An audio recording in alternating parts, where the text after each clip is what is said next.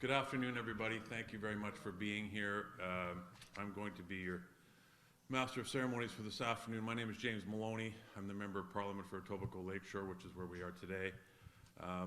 This is a very, very important occasion, and I'm very grateful that so many of you made the effort to be here today. First, I would like to begin by acknowledging that we're on the traditional territory of many nations, including the Mississaugas of the Credit, the Anishinaabe, the Chippewa, the Haudenosaunee, and the Wendat peoples. Look, it's always a pleasure to be in this facility, which I have been literally hundreds of times.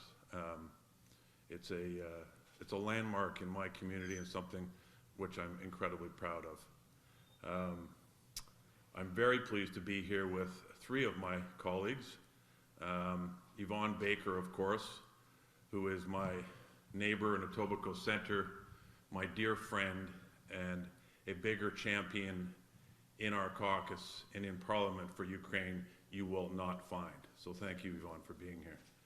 I'm also joined by our colleague and friend, Ali Assassi, who is the chair of our Foreign Affairs Committee in Ottawa and has been a very vocal champion for Ukraine. In fact, he's been to Ukraine himself twice, personally, in the last 2 years to see firsthand what is happening so that he can accomplish his work better in Ottawa, and I want to thank him for being here.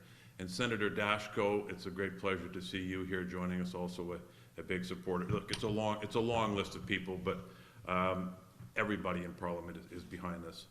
I also want to take a moment to welcome Alexandra Kichi, the National President of the UCC. She needs no introduction in this room, I can assure you of that, as well as our Vice President, Anne Schnipter of the UCC, who continue to do incredible work for the Ukrainian community. You see it day in, day out, and I want to thank you for that. And of course, I want to thank the Ukrainian National Federation, who is hosting us here today. Look, everybody knows there's about 1.4 million Canadians who have Ukrainian descent. Here in Etobicoke Lakeshore, there are thousands of them. They're a big part of this community, in Etobicoke Centre, in Toronto, and they're very, very close to all of us, and we want to support them in any way we can. Ukrainian Canadians have been through so much in the past 2 years. Look, I long ago gave up trying to find adjectives to describe what's going on. And I was thinking about it again. I was coming here today. There aren't any. It's horrific. It's grotesque. And we all know what needs to be done to bring this to a conclusion, which is why we're here today. We saw events this week in Russia which just re-emphasize the point of why we need to fight so hard to put an end to Putin's regime and bring this to a conclusion. Look, I'm very emotional when I talk about this because it is very close to home. I was born in Thunder Bay. I've grown up in Etobicoke. Ukrainian Canadians have been my friends, my classmates, my neighbors. They've been part of my life since the day I was born. So this isn't a political thing for me. This is a deeply personal thing for me. And that's why I'm so glad to be here with Minister Blair. Look, Ukraine's fight is our fight. It's as simple as that. And let me say this. Our support for Ukraine has to be unconditional. It has to be consistent. And it cannot be political. And it has to stand until the end, until the day this is over and Ukraine wins the war. Full stop, simple as that. There are no conditions on that support, in my opinion.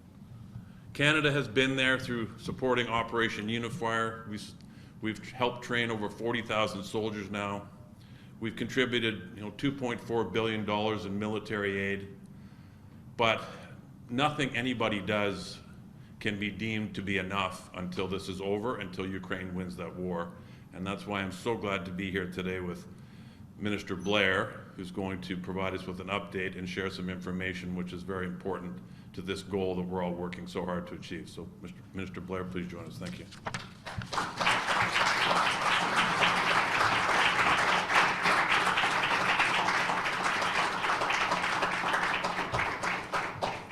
Well, thank you very much, James. Bon après-midi tout le monde. First of all, James, thank you for your kind introduction, but it's also great to hear and to share the passion that I know you bring to this great cause and to the service to this community. And I also want to take the opportunity to acknowledge my colleagues that are here today. Ali Assassi, Yvan Baker, and of course James. I think they are perhaps our best representatives, but I also wanted to assure you all of the remarkable unity and shared resolve among all of our colleagues in support of Ukraine.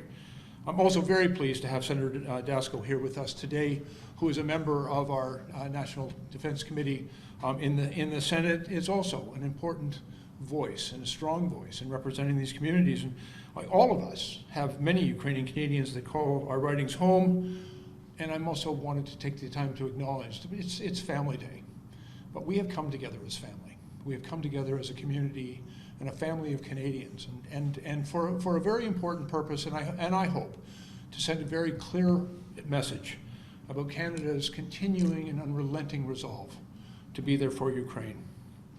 I'd also like, as James has done, to express my sincere thanks to the Ukrainian National Federation for welcoming us here.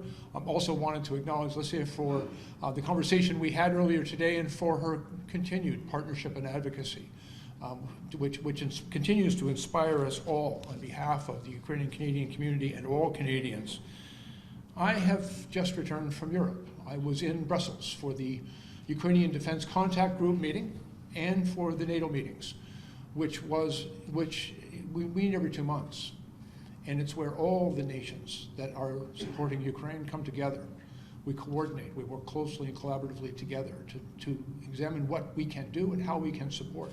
We have formed capability coalitions working with the Ukrainian Armed Forces, with President Zelensky, with the Defense Minister Umerov, who was in attendance at those meetings virtually with us. We get an update on the battle situation, but most importantly, we talk and act on the information shared to us by the Ukrainians about what they need in this existential fight against Russia. And I wanted to share with you, I am always inspired in the attendance at the meeting as I see a continued and unrelenting commitment of our partners in the United States, across Europe, and certainly Canada is among, and perhaps even foremost among them, in our unrelenting support of Ukraine and trying to find ways that we can do a better job of providing them with what they need. I also had the opportunity as well to attend the Munich Security Conference over the past weekend. And as we met, all of us were keenly aware that in just a few days, we will mark 2 years, a tragic anniversary, since the February 24th, 2022 invasion of Ukraine by Russia, when they began their illegal full-scale invasion of that sovereign country. But although it is a somber occasion, it's also an occasion but we must acknowledge the incredible courage, the resiliency, and the steadfast efforts of the Ukrainian people and hopefully of their international partners to support them. In Munich, we heard directly from Ukraine's President Vladimir Zelensky.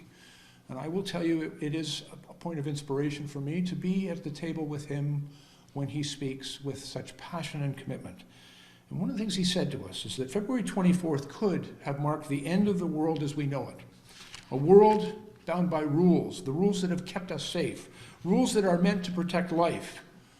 But he continued, Ukrainians have proven that we can force Russia to retreat and that we are capable of restoring those rules. And they were words of inspiration. I believe absolutely that Canada has a responsibility to help Ukraine win back its territory and to defend those global rules that for over 70 years have kept the world safe. Because those rules don't simply just protect Ukraine. They protect Canadians, Americans, they protect Europeans. They protect people from all around the world. Ukraine is not only fighting to defend itself, they're fighting to defend us all. And for that reason, Canada has and will continue to step up. We've committed over $9.7 billion in assistance to Ukraine since February of 2022, including over $2.4 billion in military assistance. We've sent our tanks, we've sent artillery, guns, ammunition, and so much more. But we cannot stop. We need to keep going. We need to do more. I was very pleased. One of the coalitions that Canada belongs to is the Aircraft Coalition that's going to be providing and training Ukrainian fighters on the F-16 jets. Now, Canada doesn't have any F-16 jets. So previously we contributed nearly $30 million to that coalition to help acquire those jets. We're providing English language training to those Canadian fighter pilots. We're also providing Canadian technology for simulators training. But we need to do more.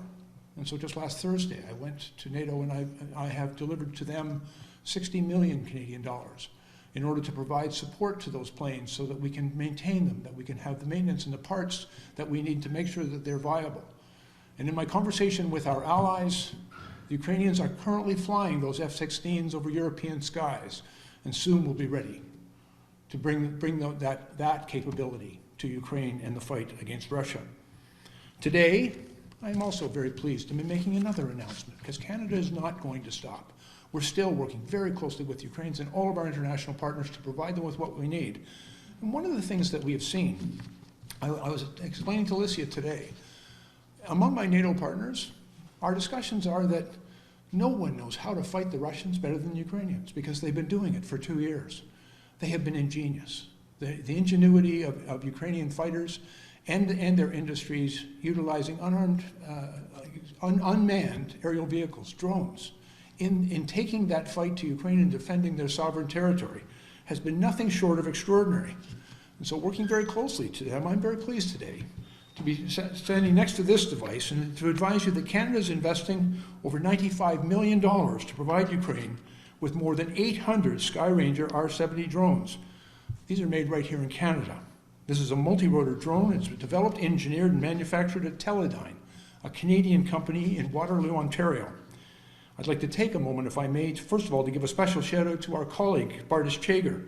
She's the local member of Parliament for Waterloo, and she has been advocating and been very instrumental in advocating on behalf of this company in a riding to join the ranks to create jobs for the local economy and to support Ukraine. The Skyranger R-70 drone is one of the best of its kind in the world. It can handle a variety of payloads up to 3.5 kilograms, including payloads of munitions.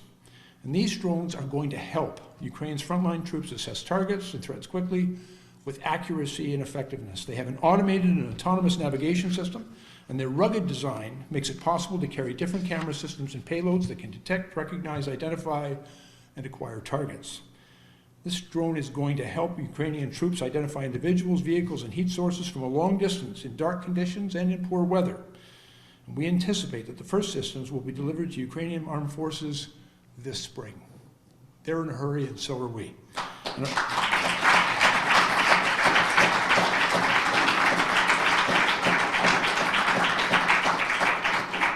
And we're very grateful to our partners at Teledyne, because this contract is also going to include spare parts and in-service support that'll keep these units operational for as long as it takes.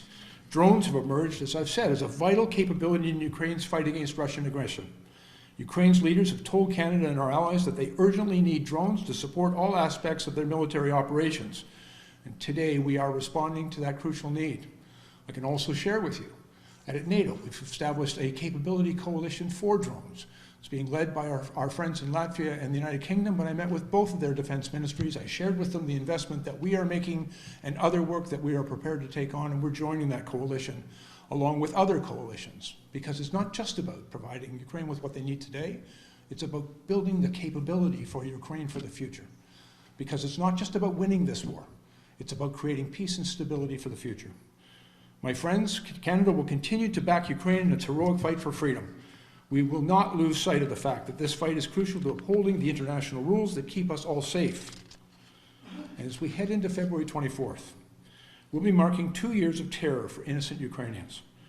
2 years of needless death, destruction, and devastation. But also, as I've said, 2 years of bravery, resilience, and courage on the part of the Ukrainian people. Ukrainians have inspired the world. They've inspired Canadians across the country. They have united the world in NATO. They have reminded us of the importance of investing in defense, that production is deterrence, and that the only response to a tyrant like Vladimir Putin is strength and resilience and a united purpose. He has united the world against that challenge. We will not forget Ukraine. We will never abandon Ukraine. We will stand with Ukraine. We will support Ukraine until it wins this war. I'm now very pleased to turn the mic over to Anne Bulik, who is the Vice President of Unmanned Aerial Systems at Teledyne, to provide you perhaps with more information about this important new investment.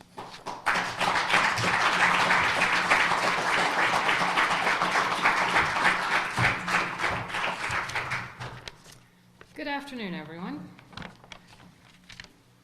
I'm absolutely honored to be here today for Minister Blair's announcement of the acquisition of our Sky Ranger R70 systems for Ukraine. We are proud to support D&D with our combat-proven, multi-mission Sky Rangers out of Waterloo. The team in Waterloo designs, manufactures, and provides sustainment of drones and the associated payloads.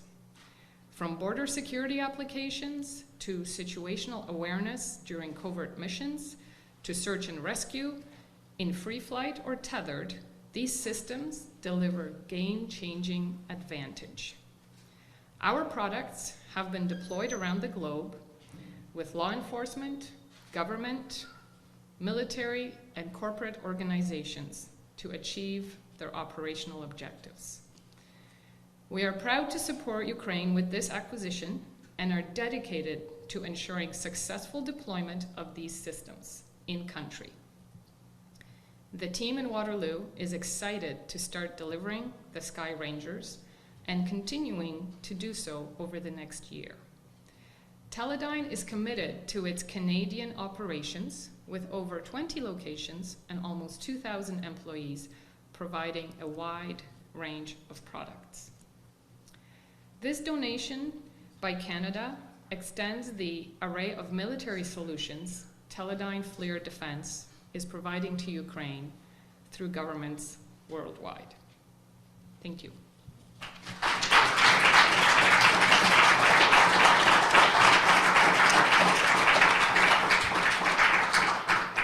And we'll now take questions.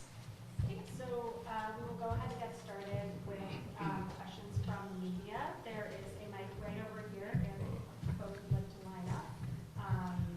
Happy to take one question, one follow-up.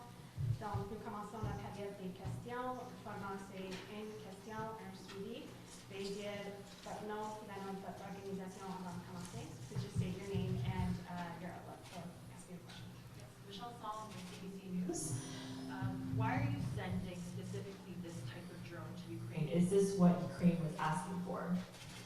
Yes, we've had and are in regular contact with Ukrainian officials talking about what technologies they require and the type of investments we want to make. I think it's very important, and this is the work that takes place not just between Canada and Ukraine, but among all of our NATO allies. In the Ukraine Defense Contact Group, there we have a number of, I think, really important and useful mechanisms where we work very closely with Ukrainian industry, Ukrainian military, and their government to determine what they need.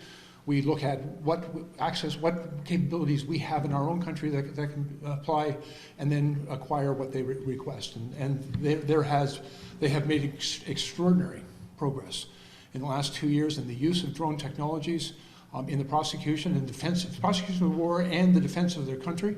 And so they've told us very clearly they need many more drones, new capabilities, and this particular device brings a utility that I think significantly enhances their capabilities, particularly with its ability at some altitude to detect and to gather information that can be very useful as they defend their country. In French as well, please. Yes, indeed. And Yvonne, I wonder if I might impose upon you, because I think it's important.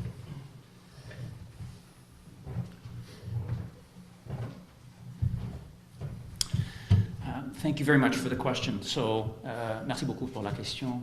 Le ministre parlait du fait que le Canada est constamment en contact avec nous, le gouvernement de l'Ukraine, mais qu'on travaille aussi avec les autres alliés de l'Ukraine.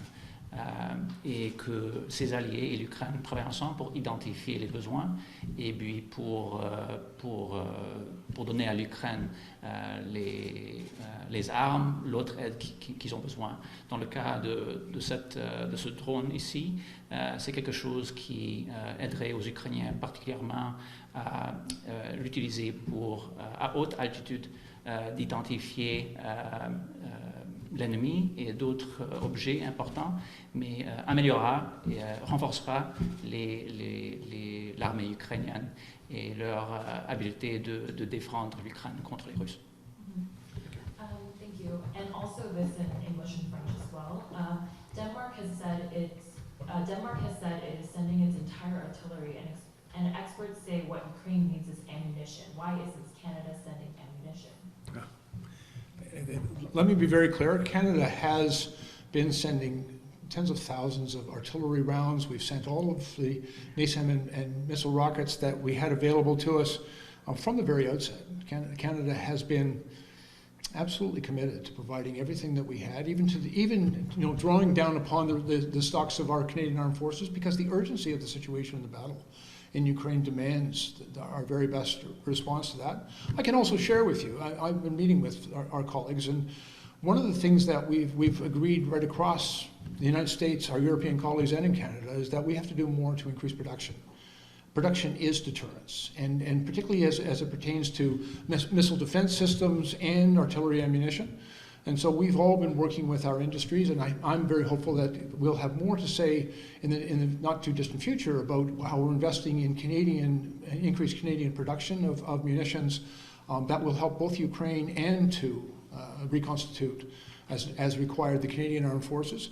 But those things take time, and so I will also share with you, I've entered into a memorandum of understanding with one of our European allies, the Czech Republic, with respect to perhaps acquiring munitions that they currently have in their possession that will enable us to acquire those munitions and make them available more rapidly to Ukraine as we up our own production. The German government just recently announced that they are also increasing production. Canada and the United States and many of our European allies are doing the same.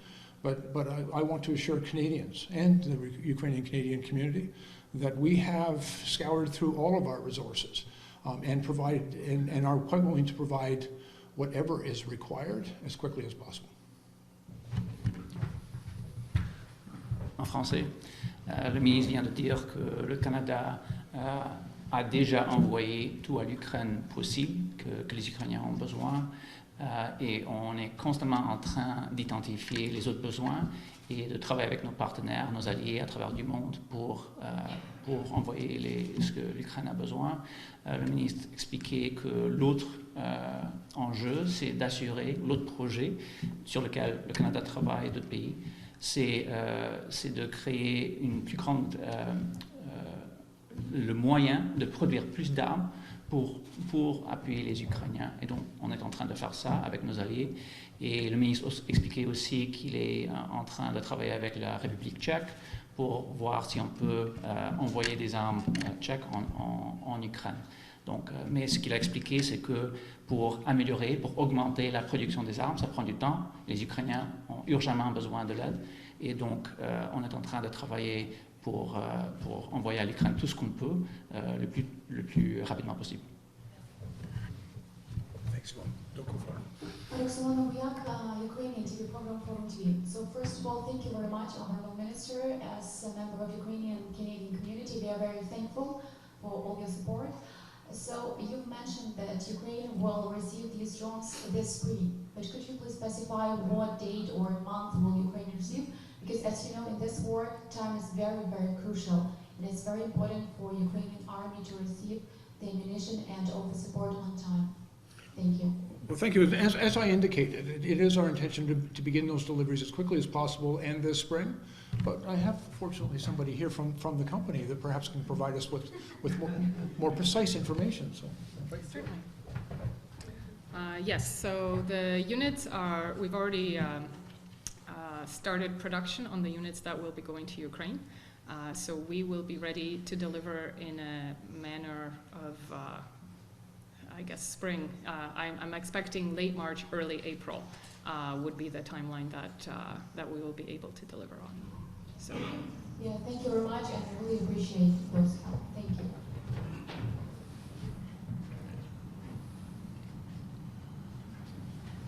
Hi, Mark Polly from the Toronto Star. You mentioned Teledyne also supporting Ukraine in other ways. Can you elaborate on that? Certainly. As the minister mentioned, the coalition of NATO nations that comes together and looks at various needs in the Ukraine, Teledyne is always eager to respond and support any such requests. So we have in the past also had our drones that are designed and manufactured in our Norway facility. They're nano drones known as Black Hornet 3s. Norway has made donations of those drones previously to Ukraine, and they've already been delivered, deployed, and are already being actively used and very effective. So it's one example. Excellent. Last chance for questions.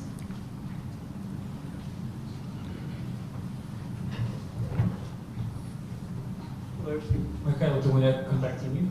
I want to ask you, last week it was reported that Russia had the plan to send a nuclear weapon to this base, which can be used to fight satellites. And in the first day of Munich Security Conference, Alexei Navalny was killed or died in the Russian prison. So it looks like Putin tried to say something to the West. Do you hear this message?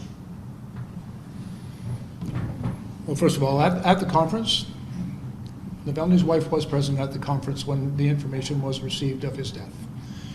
And I will tell you that it was very moving for all of the participants, all of us who were there. And there were world leaders from around the world who heard very clearly and expressed very, very, I think, widely held concern about Russia's actions, Putin's actions, the oppressive nature of his regime.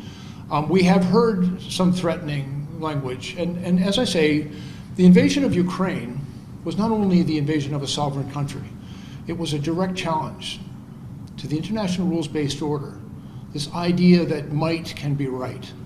And it is a challenge that has to be met by the world, not just by the people of Ukraine. That's one of the reasons that our allies, including Canada, have united and are working hard to provide Ukraine with the support that they need, because we recognize they're fighting on all of our behalf. And that fight is an existential threat. We also recognize that if Russia was to prevail in Ukraine, it would not be the end of their ambitions or their violations of international law. And it's one of the reasons that we are working very hard. You may be aware, Canada, for example, is leading the Enhanced Forward group in Latvia. And along with our allies, all of us are placing additional personnel, equipment, resources, and capabilities in order to deter Russian aggression right across the entire globe, but particularly in Eastern Europe. And our support for Ukraine is we recognize as an important part of standing up to a despot who would challenge those rules and believes that if he can just do whatever he wants, but the world has to show him that the rules still matter, and that we are prepared to stand united against that type of aggressive ignoring of those rules that have kept the globe safe. And so we are listening, but at the same time, I think it's important that we demonstrate, and I've heard there have been some questioning about the world's unity and commitment to defend NATO, to defend Ukraine, to defend those rules. I can tell you, as the Canada's Minister of National Defence, I'm in the room when I'm with those allies, and I know the level of commitment that comes from my government, from this country, not just governments, but this country, and Canadian people. Canadian people support Ukraine. Canadian people understand why this fight is not just their fight, it's our fight. It's all Canadians' fight. It's the world's fight against despotism and tyranny. And one more small question about CRV missiles. So we know that Canada have planned to send these missiles to Ukraine. So any updates? Yeah, of course. We acquired. It's a rocket, by the way, not a missile. It's not a precision missile. But the CRV-7 rocket. We acquired them in the 70s and 80s. They were used very effectively during the Cold War. They were then replaced by more effective munitions. But we have about 83,000 rounds of these munitions that have been stored and were scheduled for destruction. And that work has not proceeded as quickly as possible, and perhaps good. We looked at these munitions at the very outset of the conflict in Ukraine when Russia first invaded, And there really wasn't many opportunities for Ukraine to actually use that at that time. But what we have seen is they have been incredibly ingenious in how they've applied other technologies, including the use of drones, that could possibly make these munitions far more valuable to them. So when we became aware of that, we immediately began a process of, first of all, determining if the munitions are still viable, and that work is going on, to make sure that they can be transported safely. And we've been working with Ukraine and our allies to make sure that they can actually be used and put to a good purpose. That work is ongoing. We'll go as quickly as we can because the need is urgent. Thank you.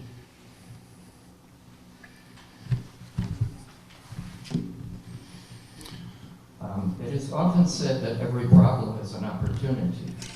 So now that the Western democratic and free world has seen Russia's President Vladimir Putin for who he really is, a problem, is it also not an opportunity for the Canadian government not only to fulfill its full 2% commitment to its NATO costs, to help Ukraine as much as possible, but also to strengthen our Navy, Army, and Air Force here in Canada as well, so that Canadians can feel safe and secure within all of our Canadian borders here as well. This could provide more contracts, jobs, and opportunities for both Canada and the United States, our closest trading partner and ally, for the best military experience, supplies, and equipment. Thank you, sir. And I think it's an important question, and I think it's an important conversation for Canadians to have. After the Cold War, and after the conflict in Afghanistan, the Canadian government of the day, back in 2013 and 2014, actually reduced defense spending very, very significantly. And for the only time in Canada's long and proud history of defending our country and contributing to the peace in the world, defense spending in Canada actually fell below 1% of GDP. It created, frankly, a deep hole, a deficit for our Canadian military, and a lack of new equipment. And so when we formed a government, we brought in a new defense policy update. We call it Strong, Secure, and Engaged, where we recognized that we were going to have to invest and begin to invest far more significantly in Canada's defense. We developed a national shipbuilding strategy to replace our aging surface combatant fleet with new surface combatant ships. We are also recognizing our responsibility to defend and provide security over the sovereignty of our Arctic. And so we've invested very significantly into 6 new Arctic offshore patrol vessels. We've acquired, and through contract, the new F-35 air fighters, which Canada needs, some 88 of them, and they're being built and will be delivered in the not too distant future. We also saw that our aging fleet of ships, our aging fleet of planes and helicopters and munitions needed to be updated and upgraded. And for example, I've just recently announced the purchase of 16 new multi-mission aircraft, the Poseidon P-8, to replace our aging C-140 fleet of submarine hunters, because the old planes, which have been in operation for 40 years, needed to be upgraded. And so what we embarked upon in 2017 was an increase in our defense spending by some 70%. That's not insignificant. That was a very significant commitment of the day, and we're right on track on that. We're proceeding in building up Canadian Armed Forces resiliency. We're building those ships, we're acquiring those planes, we're training the pilots, and we are working with industry to enhance capacity in our production. But I can also tell you, sir, that the world has changed. The world has become a far more significant and dangerous place. What we have seen with the invasion of Ukraine in particular, and the actions not only of Vladimir Putin, but other aggressive nations who are willing to challenge that rules-based order that we have relied upon for decades, many decades, to keep us safe. And so Canada recognizes that it must do more. And I have said very clearly, and my government has said very clearly, we will do more. We must do more. The President my Prime Minister has committed to reaching the NATO standard that was agreed upon at Vilnius of 2%. But we know that we are, notwithstanding an increase of 70%, we need to invest more in defense.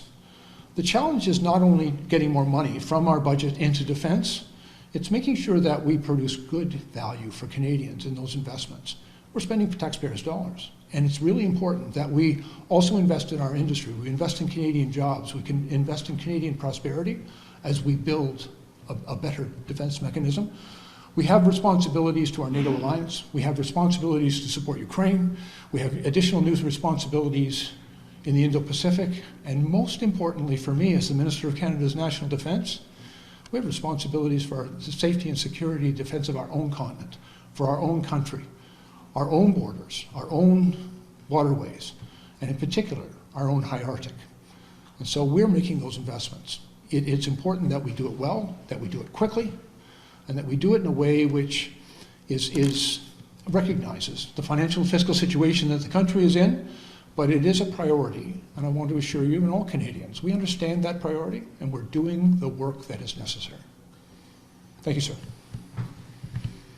Just a reminder before the next question, to please state your name and your outlet before asking. My name is Eugene Walker.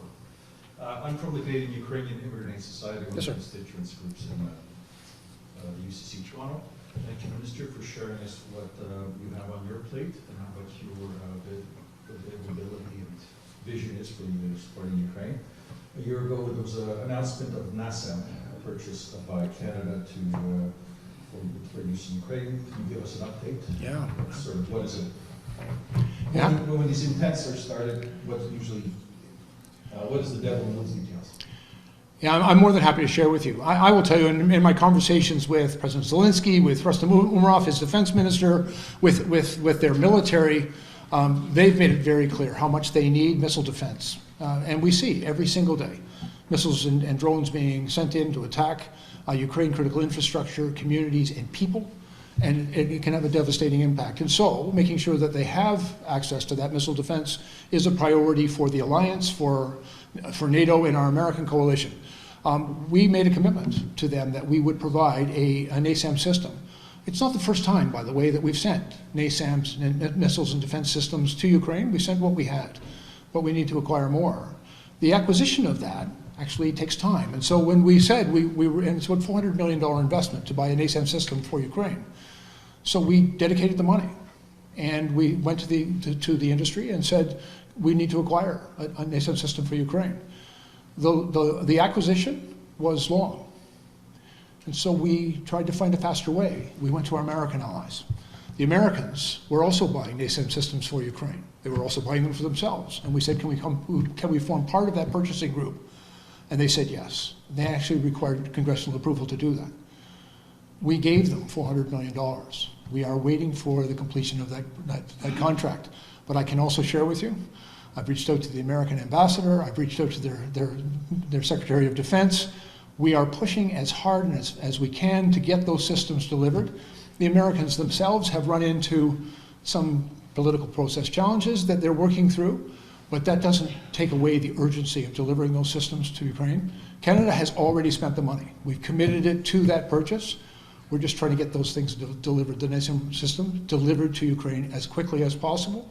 But that's not all we're trying to do. And so while we await the delivery of those systems, impatiently as the Ukrainians are, we understand the urgent need for that. And we're pushing as hard and as fast as we can, but we'll continue to provide other supports to them as well that are necessary for them to defend their country and to win the war. Quick follow-up, actually to the representative. Is it possible to approach you directly to purchase a few drones? We're planning bake sales. Yeah. Or they're usually, we are usually selling to military or public safety or such users. Usually. But in this case. In this case, yes, yes. Approach is welcome. Well, but my friend, can I add to that though? Canada can do this. Canada is doing this. We do it on behalf of you. We do it on behalf of all Canadians. I believe every time I make an announcement of support for Ukraine, I'm acting for all of us. And so your support, the support of your community, the support of Canadians is what gets it done. And so although I appreciate the offer of a bake sale, I do. But when we make these announcements, when we do this work, when we acquire what Ukraine asks for and what Ukraine needs, we are doing it on all of our behalf, and we're doing it with your money, with your resources as well.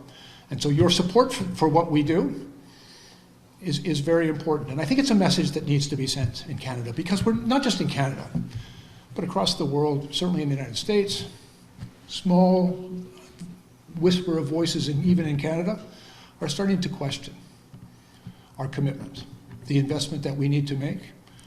And so I would urge you to continue to be a strong voice. I would urge all of us to continue to be united in our support for Ukraine, as long as it's required, for whatever is required. That's the commitment that we've made, but it's a commitment we make on behalf of all of you. And so your support, in whatever form it takes, we will act on your behalf. With